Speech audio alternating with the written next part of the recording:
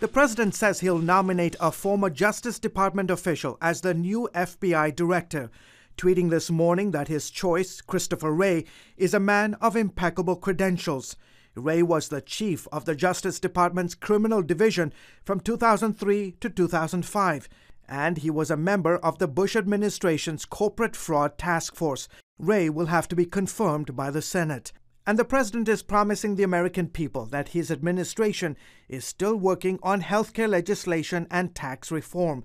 And he met with Republican leaders Tuesday as they keep pushing to get their goals passed into law.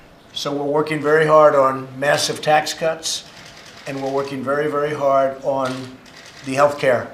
And I think we're going to have some very pleasant surprises for a lot of people. For months, the president's agenda has been pushed out of the headlines by investigations into Russian interference in the 2016 elections and questions about collusions with the Trump campaign.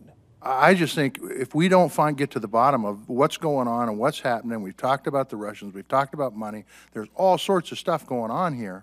He's become more famous than me. On Thursday, former FBI Director James Comey will testify on Capitol Hill, making his first public comment since being fired by the president last month. ABC News says Comey will stop short of accusing the president of trying to obstruct justice. Obstruction of justice would only be an actual crime if someone was looking to gain a benefit from it.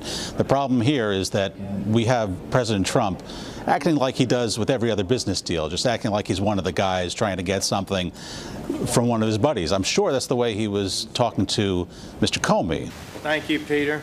Still, the Russian probe has caused divisions within the administration, with the president reportedly still upset that Attorney General Jeff Sessions decided to recuse himself from the investigation. ABC also claims Sessions offered to resign because his relationship with the president had become so tense. On Tuesday, the White House spokesman was asked if the president had confidence in Attorney General Sessions. I'm answering a question, which is I have not had that discussion with him. So you can't say he has confidence in his Attorney General? I said I have not had a discussion with him on the question.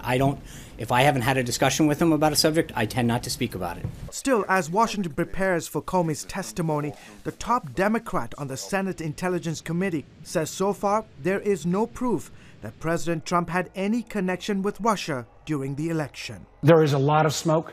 We have no smoking gun at this point, but there is a lot of smoke. While the Comey story remains in the headlines, Republicans on Capitol Hill have been working with people from the White House on moving ahead on repealing and replacing Obamacare and reforming the tax code. The economy was the top issue in the election last year, and the Trump team and congressional Republicans are hoping to cut taxes for both businesses and individuals to finally get the economy out of the doldrums it's been in for several years. George Thomas, CBN News.